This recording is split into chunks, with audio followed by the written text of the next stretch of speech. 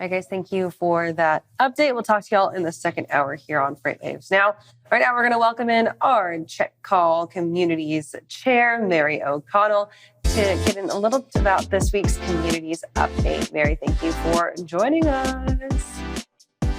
Hey, guys. I'm happy to be here. So it is Tuesday, which means that it is Check Call Day. We, of course, get the newsletter drop, and we have the show this afternoon as well. Let's start off with our show today. What are we covering topic-wise? Today in the newsletter, we are covering everyone's absolute favorite topic, non-competes. So some people might have seen that FTC proposed rule that came out to potentially ban and end all non-competes, which, I mean, personally, I love. I'm not a big fan of non-competes. I understand there's a time and a place for certain protections in business, but we're going to talk about banning non-competes. And for anyone that is so interested, the FTC proposed ruling currently has over 5,300 comments on non-competes. Most of them are against them, but that's a lot. Mary, one of the things that make you such an amazing 3PL expert is, of course, that you have been in this space and have been in the trenches and in that environment. When it comes to non-competes, have you ever also been impacted by them, been in one? Are you free? Have you been free to kind of just roam and go as you please? So I have had two separate non-competes. And the first one, technically, I got really lucky because my boss at the time, who also had the same non-compete, he left to go to another company, and he went to the other company and was like, hey, you should come work here. And I was like, okay, great.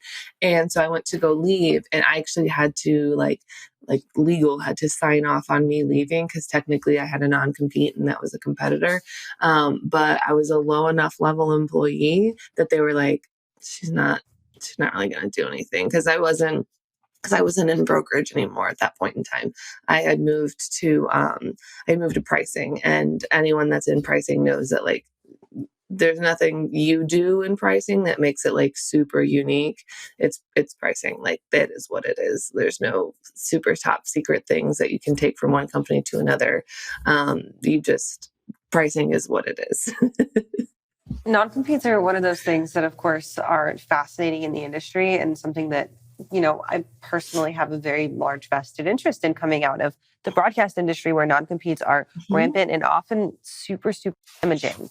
But we have very concrete proof here in the logistics industry what non-competes can do to your career as well. That's why companies like Steam Logistics are so passionate about fighting them.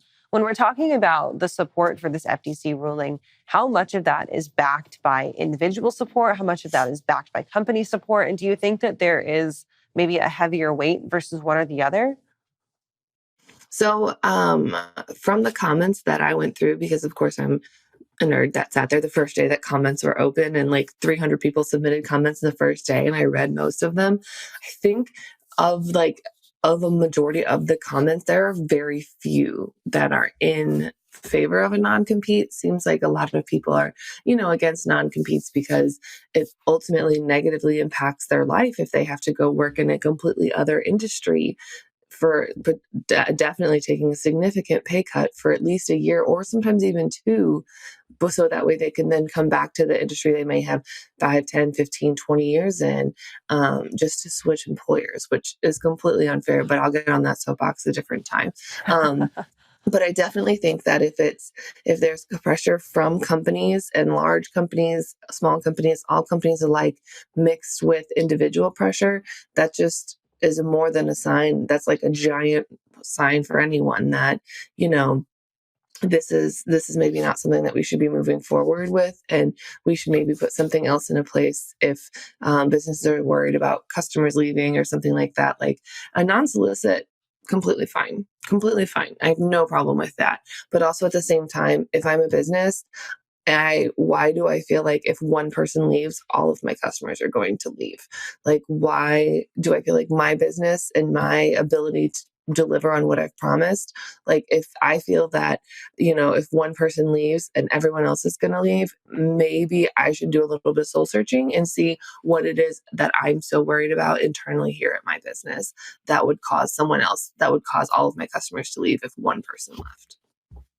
A lot of great points there, Mary. And On the other side, I mean, we're looking at a company wanting to protect itself in some way.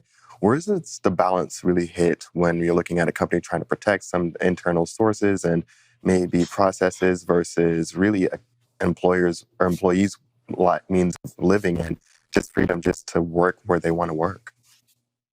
Yeah, it's definitely one of those, like, it's a very fine line to walk because I see both sides of the coin. I see the point of a non-compete where, the company is literally just trying to protect themselves. That's all they want to do. They want to protect themselves. They want to make sure that they're not going to lose business when someone leaves and that they're not going to lose some fancy proprietary institutional information. I understand that. There's a time and a place for that. And I think that this is where who you hire and how you conduct business is really going to play into it. Because if you hire people that, might be more of a more highly ethical person and someone that, has a higher moral code and isn't necessarily kind of a shyster or a sneaky fox, you'll get a lot farther with that. Um, you'll have the ability to kind of know and trust that person to do the right thing when they leave. Whereas if it's more of a toxic, negative, not super positive work environment, and you get really persnickety when somebody leaves, then I would, maybe some of your proprietary information or some of how you do things might go with that person. I think it's just it's a fine line to walk. And I don't think that a non-compete is the answer there. Because I mean, we have everything from NDAs to non-solicits to a whole bunch of other things that you can come up with. But the one thing that is unique about transportation is like, there's not a lot of like super institutional, like this is how we do things and no one else does it like this. Like at the end of the day, we're all moving freight. Yeah, everybody does it differently. And some people might have different resources or more efficient processes to do it. But we're all still moving freight at the end of the day. So I don't feel like there's a lot of top secret proprietary information going around on how people move freight. It's moving freight. It's moving freight, exactly. So, of course, that's Check Call, our show today. Where can folks go to catch the show? And then what can they do to subscribe to your newsletter? Yeah, so if you want to catch the show, it comes out today on FreightWaves TV at 12:30. So literally just don't refresh the page. Keep watching. There's a lot of great content that comes out after FreightWaves now.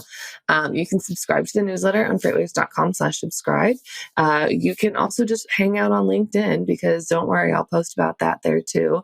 And then if you have any spicy questions, just slide into those DMs and hit me with whatever you got. I want to hear your take on a non-compete. Spicy questions and sneaky foxes. Mary, thanks so much for joining us this morning, and I'm looking forward to today's episode. Thanks so much for having me, guys. All right. And you can head on over to freightwaves.com, subscribe to Check Call newsletter. And while you're there, might as well hit on the rest of our communities as well. We will feature Point of Sale tomorrow, of course, and then we'll have Loaded and Rolling Thursday. Mary will be back for Running on Ice on Friday morning as well. Don't go away. We're going to take a quick break and we'll be right back with more FreightWaves Now.